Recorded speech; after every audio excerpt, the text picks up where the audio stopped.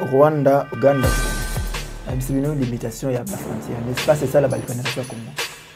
Vous cherchez ça. Et qui veut accepter ça? Mon frère Félix. Et Félix, je t'ai dit, je t'ai remettre en garde. Si on dit le Kouana, Atabako Kono Bakufa Karaba, pardonner et qui va délimiter la frontière dans Biamboka. C'est-à-dire qu'il permettre que Congo soit la balkaniser. Donc, à Tabaki Osama Kamala Bangwana et ici, parce que Macron va mourir à Tanakaki. Atamba soit Rosuango. S'il veut s'amuser dans ma belle na mission, à Rosuango. Et à médecin partout au monde. Le Congo appartient aux Congolais. Si tu veux retracer les frontières, va retracer les frontières de la France, pas celles du Congo. Si tu oses, tu vas mourir. Et mystérieusement. Attends, Jean-Baptiste. Si tu as la Bible, Jean-Baptiste a dit que il y a mon conseil. Mais il y a Félix qui a dit que Félix ce qu'on attendait de Félix, ce n'est pas ce qu'il faut vivre. Kabonda Saki a monté parce que Saki n'a pas de démissionner. Mais Saki a parce qu'il n'a pas de Kabonda Zanani. On a créé 12. Si les lots a démissionné, ça montre un signe à lâcheté. Kabonda Zanani a besoin de se maintenir et c'est qu'il va utiliser comme le peuple. Il parle de quel peuple? UDP c'est Koufaka. Mutaboma UDP c'est Mobutu tant à Koufi UDP c'est Koufi. Pour mon collègue moi c'était Mobutu. Et Kabouya n'a pas secrétaire général. Et ça n'a pas le comment normal pour nous la semaine que branche aux asco fidèle na famille Tshisekedi devrait réagir. Kabouya a fait le marteau. Vous voyez espace entre marteau na CT. Kabouya na carte. C'est que comme là c'est Kabundi na commission place. Il y a déjà pétition dans l'Assemblée nationale. Et les autres, la politique en beaucoup tellement sale, et même pas pourri, même maudite. Les mêmes personnes qui gérer fidélité na Kabila. Ils gérer fidélité na Biro Mabunda. Ils gérer fidélité na Félix. En tout cas, fils Moukoko, Chekobe a fait tout que Kabundi tombe. Bon, Bengane même la UDPS. Félix doit partir. Ce que Kabundi a posté à Nakisasa, on les kati. Attaqué na Kasai, on les kati. Mais c'est pour que Félix. Même 7 ans, Mboke Kobunga, c'est tout ce qui est qui botika ya sama. Sora kendeli makambo ya sommet, Union africaine na Union européenne, a kende malamu asala yango malamu. Mais sora kendeli makambo ya ba bengi na justice belge. Parce que ça marionnette na bango.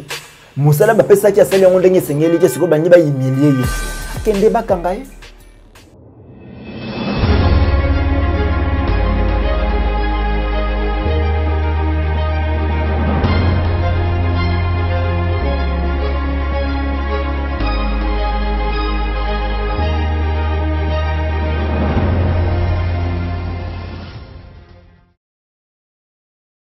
Nabino Bandeko Balandi à Plus Clair Télévision, la chaîne de vérité, la chaîne qui vous informe à temps réel. Merci de la confiance au groupe PSA Plus Clair Télévision pour vous informer. Merci encore une fois de plus. Bino beaucoup ici Judith Kamonganabanda Kunabino pour vous informer dans le numéro Yasika. Il y a émission Nabino Vérité de tous côtés, émission Yasika Tolobelaka au Italie politique, aux sécurité, paix sociale, Yambo Kanabiso République démocratique du Congo, Namokola Lelo, Plus Clair Télévision.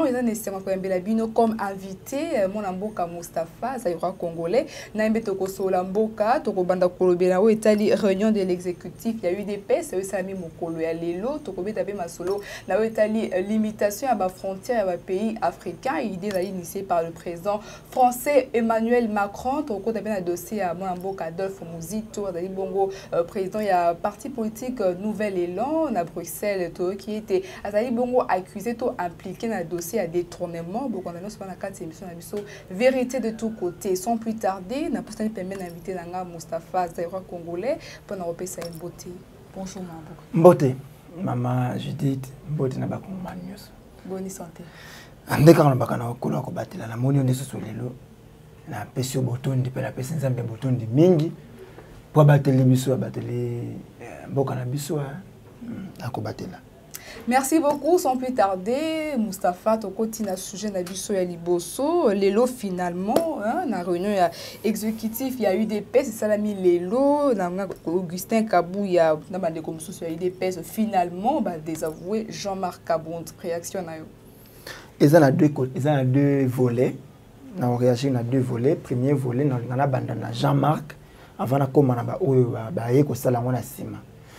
un moment na vie photo éviter ko mata trop ama banda ko lobananga ke tango zonga ko mata ibara ke ko kwea ezaka pasi ke ko mata le tango ko mata fo ko iba sika nyoko tia lokolo parce que raté moke o ko ya mabe Jean-Marc Kabunda mata makasi Jean-Marc Kabunda c'est comme ya mikolo uti ko le kana kanisa na ndeko le baki yango na pa na yo ke il voulait se comporter le la vice-président de la République pourtant azaki vice-président de l'Assemblée nationale. Il y a kanga moura kangi à BBC aye Jean-Marc vous dit qu'il a démissionné na poste na ye premier vice-président de l'Assemblée nationale. Il est fait sur Twitter. Ngala kasa à cause d'un sens ya honneur. Tant on sali yango na alcomi na tongo na poko ke ko kotisa lettre na ya démission. Parce que raison o ya démission na italinga yité. Non a démissionné pour basala ke ni to bazong sala ke ni wala italinga yité. Parce que la démission est d'abord un acte volontaire. Ndé bo pesa inga musala ndenge ba pesa inga musala moyi ke na on kosa su musala ba pesa inga yona te je démissionne. C'est normal. Pour des raisons na yemoko personnelles a retour ko démissionner. C'est normal. Or Kabunda saki yango te parce que zaki na posa ko démissionner. Ma saki yango parce que na posa batu ba yeba Kabunda za nani. Populiste. On a créé buzz. Ça c'est d'un côté. Encore toujours na volé à Kabunda. On ne sait pas si Félix a salarié opposant. Dengue Kabila a fabriqué l'Arabiso, Vital Kamere. Dengue Mobutu a saïla Kibiso, Etienne Tshisekedi. On ne sait pas si Félix a fabriqué Kabunda opposant. Or, déjà, la logique, on est aussi mbatté. Parce que si Félix a besoin d'opposition, UDPS est déjà dans l'opposition. UDPS est un parti au pouvoir. UDPS, la carte n'a pas toujours une carte d'opposition. Je l'ai déjà dit, nos bandelango sous les lots. UDPS à l'époque, c'est Koufa. C'est quand même des groupes Yabatou. Nous avons la milice. Donc, ce qui a eu problème dans Intel, la milice Intel est attaquée. Comme preuve, tant que Kabund a eu problème. Na batuna siko yoki batuna so ya ba Paul Chilumbu ba Jacqueline Chabani ba Peter Kazadi ba s'attaquer na Kabundi ba mo. De même so ya ki pe Chilumbu qui na problème ba Kabundi ya Kabundi ba ngeba attaquer Jacqueline. C'est comme ça ndenge ba fonctionner. Donc ezaka sur na base té. Donc mutu mtasa na mutu na ye. Ba courant ezebele kuno kuta ba Kabundiste, okukuta ba Chilumbiste, okukuta ba Bouyiste. C'est comme ça va fonctionner. Mais na tango Kabundi asale loko wana. Si les lots ont démissionné, ça montre un signe à lâcheté. Kabund ou à Salakiwana est à lâcheté. Lâcheté par rapport à quoi? Lâcheté par rapport à ce que.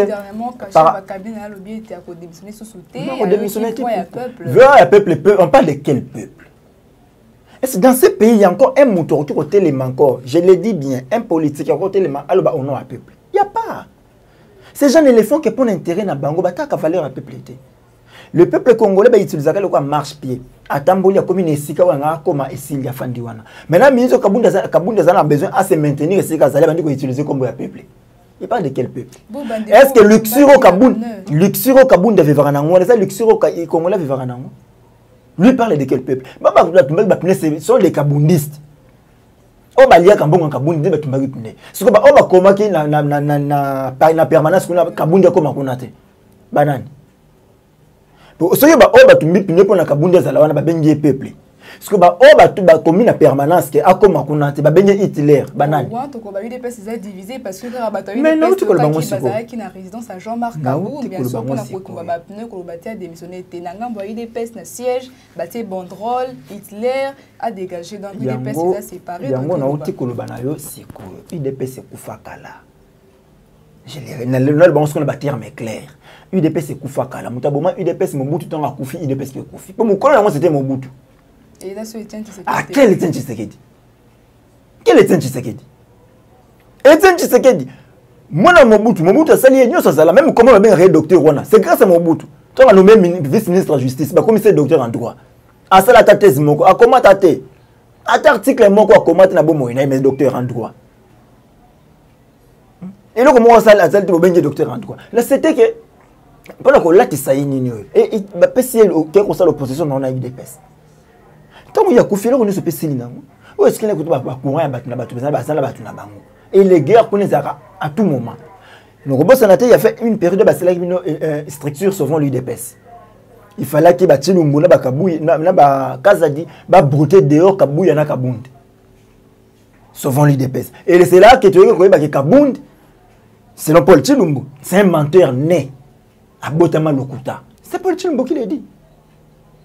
À cause de Tshisekedi que aza mutu ya aza rundi ya katanga nzo aza na ye muluba ya Louisa. Village batu mona de lycée sanga, territoire moko. C'est ça. Donc les vrais problèmes, il y a Kaboun déjà qui a manqué honneur. Il devrait démissionner de lui-même. Parce que des grés ou des forces bortsaï libanda. Mais la cause de l'autre côté, Kabouya n'a pas secrétaire général. Et ça n'a pas le normal pour nous l'accepter. Branche aux asco fidèles de la famille Tshisekedi devrait réagir. On va fidèle de la famille Tshisekedi, bah monique. Bitumba Kabound et Wutiwa pina famille présidentielle, famille Tshisekedi. Donc c'est ça famille présidentielle. Oh bon et ben les luapi. Ba attaquer Moutaza na kati ya mutu kana GR. Oh GR eza ba garde républicaine. Ba garde républicaine bande la ba la nani Félix ne bande konaï. C'est que mutu na nani de quoi Félix. C'est parallélisme to salade. C'est ça qu'il y a un problème la famille présidentielle. Est-ce que famille présidentielle be qui to brouté au dehors on a parti na biso. Yo ko bimana mapeka na parti na biso. Il y a déjà pétition à l'Assemblée nationale. Déjà 390 signatures de gens. C'est garçons aussi. Et les airs tamboués. Ces jeunes hommes, politique en beaucoup tellement sale, de temps en temps, la classe politique congolaise n'est même pas pourrie, mais maudite. C'est ça que tu pourri. Donc, sur la carte pourriture, vous trouvez le quoi bien, mais ça a malédiction. Bah, loka yango. Et mouta loka yango. Abosanaka ko loke loka loka nyon c'est pas koufi. Donc, il faut délivrer un peuple yémoko. Selon yo Mustafa, selon yo pétition yo les aïe ici et pas ya mon amour honorable les tambo. Selon yo pétition on est obligé Kabouda démissionner parce que ceux qui déjà va signer pétition motion ba ko ici on va sous na demander déjà à l'Assemblée nationale à Rokoya. Parce que bateau bangé ba batela et babi déjà qui ba Rokoya ça. Comme preuve moniam encore na ba député. Les mêmes personnes bazala qui va gérer fidélité na Kabila. Ba yego gérer fidélité na Biro Mabunda. Le ba gérer fidélité na Félix, le ba ko isa Kabunda. Ba ko isa Kabunda après ba ko isa Félix. Et moi je soutiens ça. Moi je soutiens ça. En tout cas fils Mukoko, Jacob a fait tout que Kabunda tombe. Bon bengane même la UDPS. Comme ça lorsque Borossi ça ko bomana bin UDPS nous allons nous en charger de Félix, on lui chasse du pouvoir. On n'est pas bon, on n'a pas base. Et nous allons maintenant récupérer notre pouvoir. Vous là, c'est qui? Nos peuples. Nous allons récupérer notre pouvoir. Félix doit partir. C'est fini. L'affaire est claire. Le cola nini. Conseil baki au sein de la réunion à Bangwana. Kabouya a le cola marteau. Vous voyez espace entre marteau et CT. Kabouya na kati. C'est-à-dire? C'est-à-dire que bisika comme c'est Kabundi mna comme c'est place wana. So ça peut la posa OK on longa place wana te. Or, soit l'andi Kabundi, il n'est pas longwe. Soit l'andi Kabundi, il n'est pas longwe. Soit ça a obligation de soutenir la famille présidentielle. C'est à soutenir la famille présidentielle, nini. Alors que, dans la famille présidentielle, il y a clic à tout même Kabouya wana, balinga kapété. Balinga kapété. Donc c'est un peu compliqué. Kabouya dans la mauvaise position dans Makambo, n'y a pas de Kabouya zate. Donc, quand même, fils Mukoko. Pourquoi ta fils Mukoko? Parce que fils Mukoko, pour les moments, à côté de la siège, il peut s'attirer à ma coloté. Mais si on a minute, fils Mukoko à Rokota. Vous voyez, me remplacer Jean-Marc Kaboun. La minute, il y a Rokota, les Paul Tshilombo sont là. Il y a on appelle ça Kaboun. Les Tshilombo sont là. On est bon, on est bien, on est bien, Bitumba, Kaboun, dans la député, soit postulé à Kinshasa. Zouama Kambona lobby bomba yango soki Kabunda postulé ana kisasa ole kati attaquer na Kasai ole kati. Mais quel lien entre l'Assemblée nationale n'a parti parce que ceux qui dans l'Assemblée nationale et c'est démissionné bon pourquoi le comité a démissionné l'Assemblée nationale a démissionné l'Assemblée nationale a démissionné l'Assemblée nationale a démissionné l'Assemblée nationale et ça poste au bapesaki na UDPS retient mon mususu il y a pas de problème mais sikoyo abani balongole sous na AI bisika bataki AI wana pona nini po bato batiaki il y a eu problème na bango siko bakolo na balongoli ote bakolo na bato bataki place ande bayi olongole biso to la réponse on peut ça toka bongo na réponse. Merci beaucoup Moustapha Zaïra Congolais, sujet de Sami Baleta Libongo numéro 1 et à parti politique Nouvel Élan, mon amboka Adolphe Muzito déjà toyo qui na Bruxelles, azali bongo Bazolo Baleta ali impliqué na dossier aux Itali détournement le BCP population qui information ana yo réaction mes amis. Détournement ayibi susuni. Pour le tobenga on détournement te faut to ba vol. Moyibi. Mais Mozito a yibi susuni parce que ça fait un peu un long moment à gérer. A yibi susuni. Bon, ce qu'a yibi, wa yiba, to yibi. Les vieux, nos vieux, bah simba bon à l'état. Mais ceux qui l'ont interpellé pour un bon à l'état en tout cas, bah kangaye. Et pourquoi on l'interpelle à Bruxelles? Ah. Mais bah ça bah marionnette. Parce que en ces moments tout le belapé azan en Belgique. Mais bah ça bah marionnette. Tous les dirigeants africains sont des marionnettes. Sans exception. Bon, on a la zangi. Mikolo tozana na Assimi Goïta. Assimi Goïta, yende mututoko bakeno jusque là, azan marionnette. Les restes sont des non, Mamadou Doumbouya. Les deux militaires on a pas gérer. Et puis na Éthiopie les trois personnes ont tout le monde qui bangonde bazana.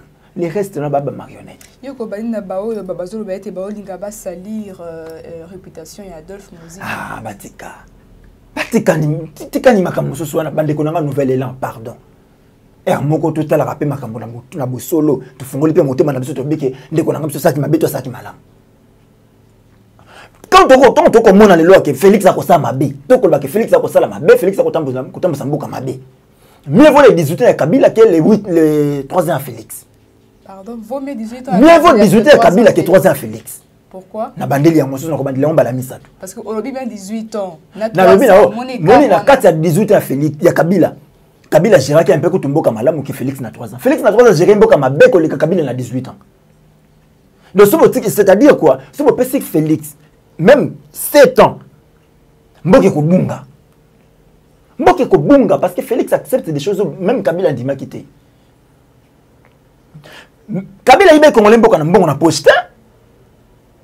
Kabila a volé ba minéraux, ba teki na ba famille.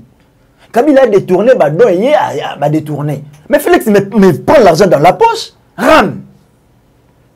Na tiembongo na poche Félix a izu yango akena. Kabila n'a pas fait ça. So Kabila na mona ki bitumba boyete ba tuba ko même na pepe ya ba bundaka bango na bango. On n'a pas vu ça. Et puis problème à République bondi ko bundela en famille. On n'a pas vu ça. Problème à famille ba ko bundela en République. Non. Donc, au moins, il y a dans la République à Bazate. Chacun veut s'enrichir de son côté. Alors, tant que le bongo, tout ça m'a bêté.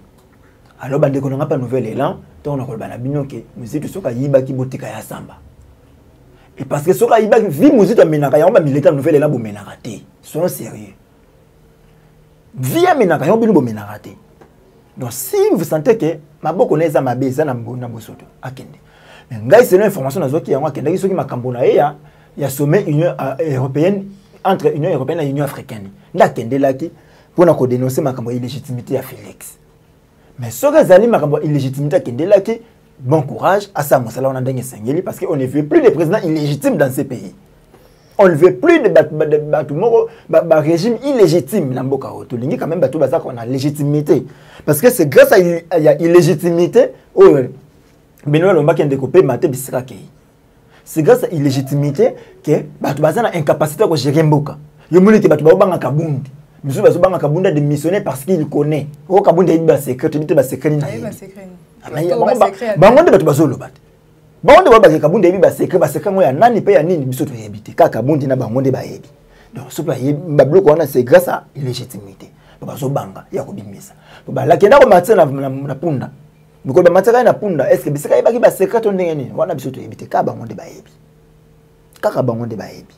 Donc ndeko muzitu sora kendeli makambo ya sommet Union africaine na Union européenne akende malamu asala yango malamu. Mais sora kendeli makambo ya ba bengi na justice belge parce que ça marionnette na bango musala ba pesa ki asali yango ndenge sengeli ke siko bangi ba humilier akende bakanga ye wani tali bisota. Merci beaucoup. Et ko tala pe bisoté Donc, ce qui bon, on a peuple à musique. On a Congolais, on a peuple à musique. On a peuple à Congo. On a Makambota, on a Makamba Congo. Makamba musique tout. Soit Aïba tout ça. Qui ne connaît pas à faire 500 maisons, j'ai comme on va tomber là. Ah, on attend la musique. Mouzi doit abandonner le conseil des ministres pour que Kende Makambouya abandonner rencontre le ministre pour la gérer la République pour qu'il répondre à l'appel à Katumba Mwaki. Mouzi doit abandonner le pays qui ressemble même le retour dans Gizenga parce qu'il savait qu'il y avait des intérêts dedans. Il y avait des intérêts dedans, il fallait qu'il ressemble premier ministre. Atikimbo Kaketina Tsokia son babakiti aya kotika landaka Gizenga. Tala mutwa. Bon, somme de bon habiter yiba ki ngana ko na côté là. Baté na kasho. Merci beaucoup Moustapha. Mais ce que yiba ki mbongo na biso ba kongomani. Ce que mbongo yiba ki za ba kongomani, ba zongi sa ya na makala. To côté atana makala biso moto ki na kota là. Ba ko kanga ndeli banda kuna te. C'est que moi je ne peux pas accepter maintenant la Belgique banda ko sambisa ba kongomani. Ezana on a ce que besoin ki bozongi c'est biso na kata colonisation. Ça je ne peux pas accepter. Merci beaucoup. Parlons à présent de la limitation et la frontière à pays africains. Sommet au Salema, le président français Emmanuel Macron, Bazovanda Kolobela, où est la limitation frontière à pays africains, tout le monde qui Nabamboka, Namibie, Rwanda, Ouganda, RDC pour étudier où est la limitation à frontière. Autangi Rwanda, autangi Ouganda, autangi RDC. C'est une limitation à la frontière, n'est-ce pas? C'est ça la balkanisation au Congo. Vous cherchez ça où? Vous cherchez ça où? Quand nous avons l'accord à l'Émirat, limitation de la frontière en Afrique, tous ont la genèse africaine. Tous là avant bassin Diwana, il y a Poso Pembe. Tout existait avant Bango. Bissou Batou Mouindou. Comme histoire, l'Afrique est allée berceau de l'humanité. C'est le premier homme à vivre en Afrique. Alors, Bango baye biso to aller ko vivre na biso na kati ba royaume là ba empire na biso. Justement. Oh lelo ba umbu ba to ba kate bo esimno Kinshasa sa capitale mais ce que ba umbu bango territoire na bango origine na bango za Kinshasa ce que bango okendo wapi. Ba teke origine na bango za Mleke ba kabola biso ba kata biso. Sans que ba tout na permission, sans que ba tout na volonté na biso ba kaboli biso na Congo Brazzaville. Mais le royaume Makoko est côté qui est dans Brazzaville. Et une partie à au Gabon. Kabola biso bongo. Les autres bandi benga ba Gabonais ba étranger. Et to benga ba Congolais ngambo ba étranger. Maintenant ba lingi siko ba sukuba ça la bino sur deuxième aventure. Mais c'est bino ba bon redélimiter ba frontière na bino ba frontière au ka bango ba fandara na Berlin. Ba kati siko ba ni ba ko ba kindela mosusu. Pour accomplir l'accord à l'Émirat, les sous-sols appartiennent à la FDL. Pour accomplir l'accord à l'Émirat, il faut donner 300 km à Congo, à Ouganda. Il faut donner quelques kilomètres à Congo, à Rwanda. C'est ça les calculs. Autant que vous avez la calcul, vous avez la frontière Rwanda, vous avez la bino Congo, vous avez l'espace, vous avez la Rwanda. Et vous allez céder une partie du territoire. Parce que vous avez biso. Oh, vous avez la bino. Voilà. Oh, vous avez parce que Mboko est biso. Voilà, Mboko est biso. Bato bangi bakata yango ka bato bobengi sommet wana. Et qui veut accepter ça? Mon frère Félix. Et Félix, je t'ai dit, je t'ai remettre en garde. Si on dit nielo kouana, ata bakoko no bakufa kala ba ondi ba pardonner ka côté.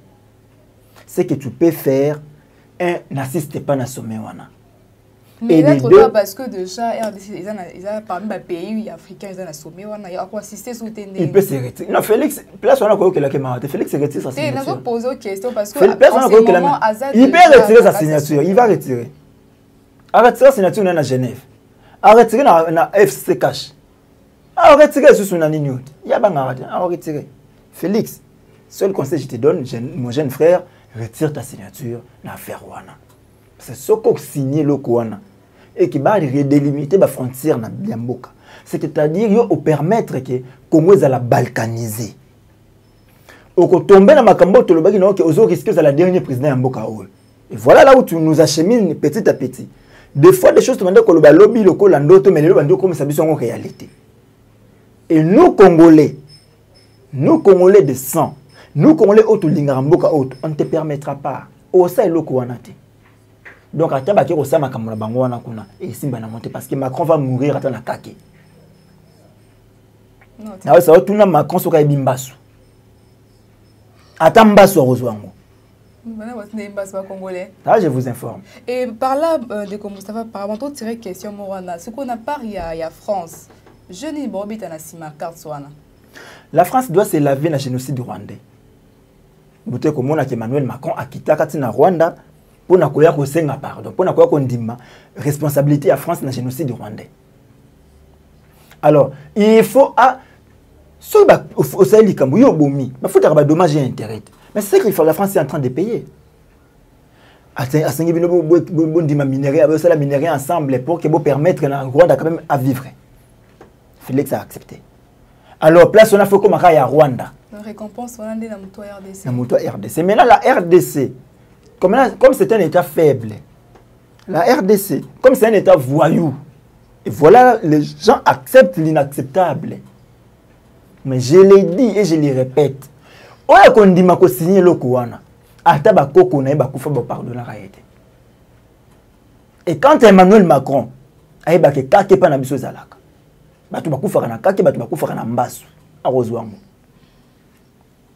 S'il veut s'amuser na mabele na biso, akozwango. Et akoluka ba médecin partout au monde na bango. Et même sa vieille femme a encore guéri riete. Merci. Et pour la RDC, avant de chuter la question, oh, Sengeli, Bakongo, Bakoman Bassani, Nipote Loko, oh, tout supposé commater. Les Congolais, il faut d'abord par comprendre comment les Ngamboka na bango, ou lié à l'intérêt de l'individu. Parce qu'actuellement, au Congo, les gens n'aiment plus les pays. Les Congo, comment les Ngabatu, qui n'a linga kande kotel, n'a linga kamotutel, n'a linga kaf Fayoulou. Le sol le bibola moi Fayoulou, ça c'est bien. Nga lingaka ndeko gona, soko le bibola moi ndeko gona c'est bien. Mais soko simbika ka point faible na ye kunate. Donc et par là et ça quand on passe makambo to ndeko vivre lobina football na musique. Nga na za supporter à vita. Donc ata vite beti mabe et beti ka bien. Ata musicien nga yimbinzembo mabe nga ya indika ka bien. C'est ce qu'on vit dans la politique congolaise. Donc vous sentez que tous les comédiens, tous les musiciens, tous les mélomanes, dans la musique, ils se retrouvent dans la carte politique. Et ils ont amené maintenant fanatisme dans la musique, ils ont mis dans la carte politique. Quelqu'un qui te dit qu'il y a un fanatique, ça ne va pas. Or, on devrait être tous balingi ou sepeli mboka d'abord. Mais surtout fanatique mboka na biso. On ne peut pas rester calme devant un sujet aussi grave que eux. Et c'est un sujet tellement grave, mais que personne n'en parle, ils sont focalisés dans le dossier à Kabundi, à Kabuya, à Rolobanini, Intel Rosanini, Félix Rosanini. C'est ça, les gens sont dans ça. Mais dans Makambo, c'est sérieux. L'autre, une équipe de grève. Les gens n'en parlent pas. Les gens n'en parlent pas. Ça ne les concerne pas. Tofandi Bolona Kinshasa awa qui ne connaît pas Pepito Kilala.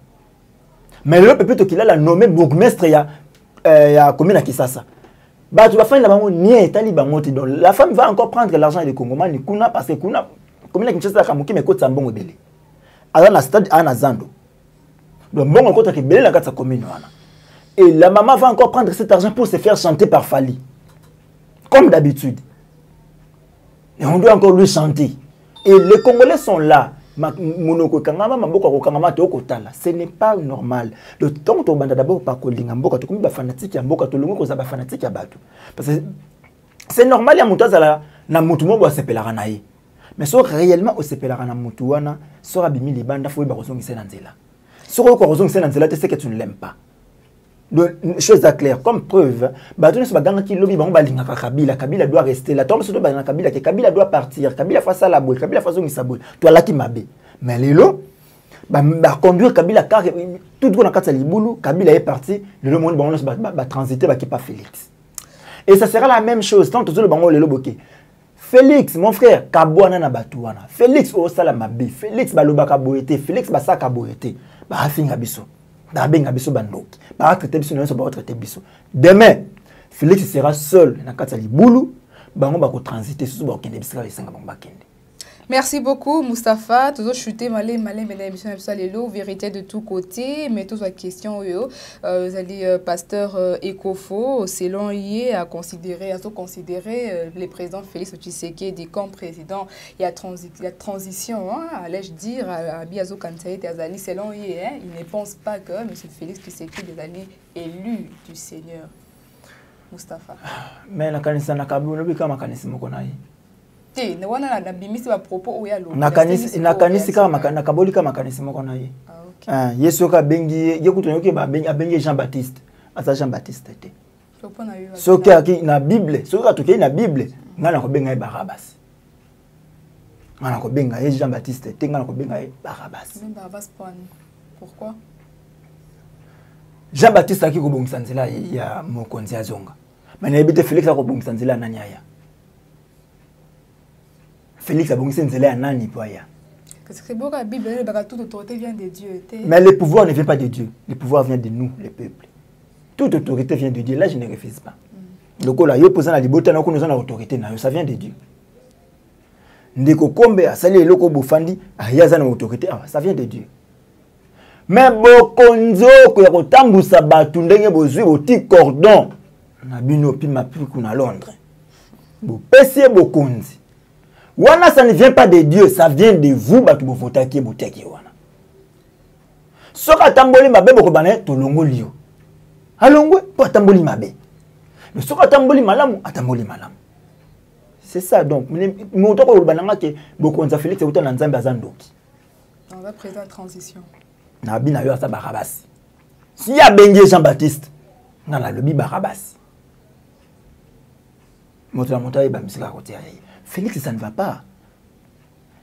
Ce qu'on attendait de Félix ce n'est pas ce que tu vas vivre lelo. Lelo batu bazo ko bimisa ba terre mais ne so ba ko mona batu ba ndenge so ba ko mona biso na ba forme nyoso. Mais les gens ne comprennent pas. Toi qui na mboka o UDPS c'est que ça l'opposition contre Mobutu. Ba la ba na biso ke non so Mobutu so ki Mobutu akeyimbo ke bongi. Tolali tolamuki Kabila ye mboke bongi te. Bango ka balobi ke non il faut Kabila kende poso Kabila ke mboke ko bonga. Ya mwana ye même siko lelo bango nde ba ye wana. Lipa Kabila tika ki na 200 francs lelo komi 500 francs. Lipa pistolet Kabila tika ki 100 francs lelo komi 200 francs. Bouteille ya masanga Kabila tika ki na ba 1000 francs, ba 1200, ba 1300 lelo komi ba 2500. Ça comme madesu sur kopo madesu Kabila tika ki na wenze. Na 1500 francs congolais kopo madesu. Lelo komi 2500. Est-ce que c'est ça le progrès social que c'est là qui n'a eu des baisses? Comment vous allez me dire que ce pouvoir vient de Dieu? Non, ce pouvoir, il y a un autre kolbana kati émission qui Benoît Luamba besika kei apemate. Et nzamba ko sala ke Benoît Luamba ko pemakate. Il sera dans les tourments. Attends nzamba ko limbisa yiti. Motema na bo moto na ye abike na sali mabe. Nzamba ko limbisa ba mote. Et biso plutôt kolbana bino kata bana na bakoko na bango ba ko futaka yango. Et ça qu'ils oublient. Au bon toko sala biso sur le lot, nous écrivons histoire. Toko ma histoire. Et toi ba page ni ndenge ni toko la histoire wana. Plus tard, et c'est la bana mususu ba ko boya ko ba ko bakoko na bango. Au boti mwana na yo, au pesi kombo ye moko tanga koli pona bobebe ko yebati maintenant ko kola. Ayoki ka kombo ba benga kaye, ayoki ma kombo to balbara sur kombo na cité ake kolongola yango. Et bele ba kolongola ba kombo wana. Et bien, comme vous avez dit, je vous dis, les lobes battent à combat Lumumba. Les lobes se réclament à Lumumbiste. Maintenant, les lobes se réclament à Mouléliste. Les lobes se réclament à tout le monde se réclament à mais quand c'est le lobby qui se réclame à Zamendiste. Pour raison de baigner Mendi, à Moulamba, que Moutumoko doit cause à un intérêt. Avoir un intérêt république à un intérêt.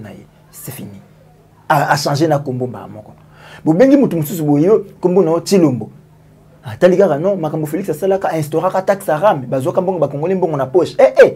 Na longoli kombo wana. Les gens vont enlever les noms. Merci beaucoup Moustapha Zaïra Congolais. To comme na souka émission na biso vérité de tous côtés mais avant to kabana yo bandiko balandio libana na kati ya mboka ba retenir nini parce que na maïman so lobby to zapi na 2022 2023 année électorale ba bazolanda yo message nini na no saka yango déjà que na 2029 janvier 2023 je vais lancer l'article 64 On a relancé l'article 64 en janvier 2023.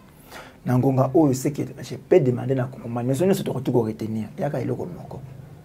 Le Congo nous appartient tous. Il n'y a pas un Congolais au hasard koleka ba Congomani mususu. Mais loko sengeli na biso kaka moko to sala to linga Congo. Congo na motema. So to lingi Congo lelo to bando sa makambo pona Congo. To tika osala batu ya batu ki yazaka mutu ya intel, yaka mutu ya intel. So lobi bolamu ya intel lobi bien. So lobi mabe ya intel lobi mabe mboki ebonga raté. Parce que petit à petit bon mona ki mboki yako sombrer. Et malgré ndengi mboki yako sombrer, les gens sont là assis ba beta lisolo morote. C'est parce que intérêt la bango za menacé.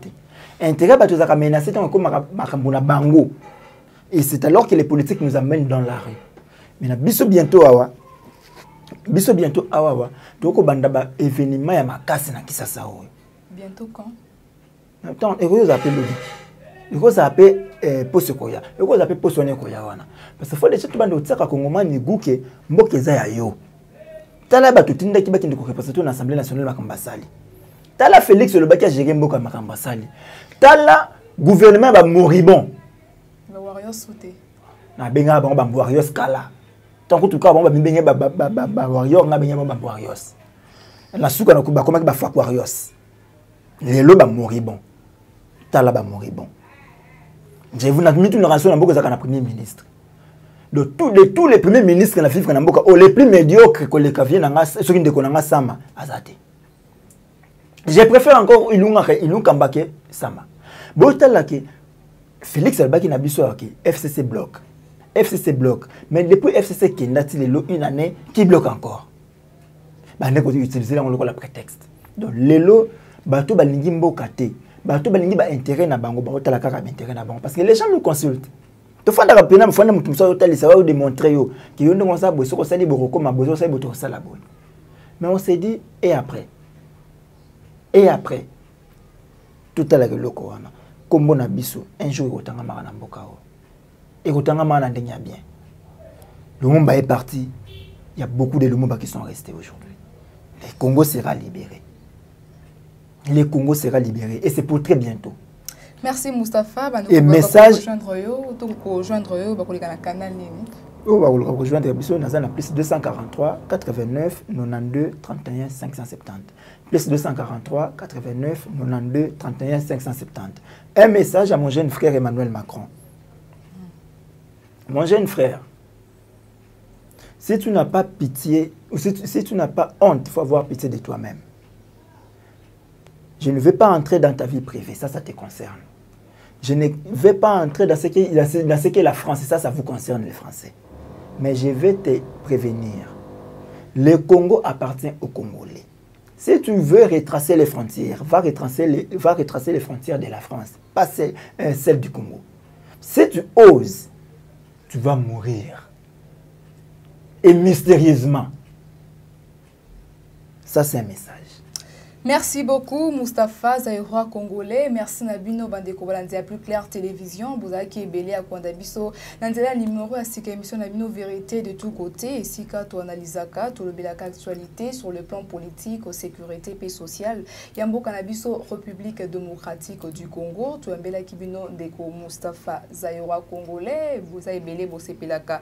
Naba analyse nae to le lengi nae à Komone la Makambo. Merci Nabino yo. Au Bolandi émission ya lelo. Merci yo CP na vidéo oyo liker et partager en gros Zuli Bakou et Plus Clair Télévision ton émission Vérité de tous côtés pour la toute première fois Kobo Sanate au s'abonner, abonnez-vous massivement sur la chaîne de Vérité. Merci beaucoup à l'équipe technique qui nous accompagne pour ces grands travaux.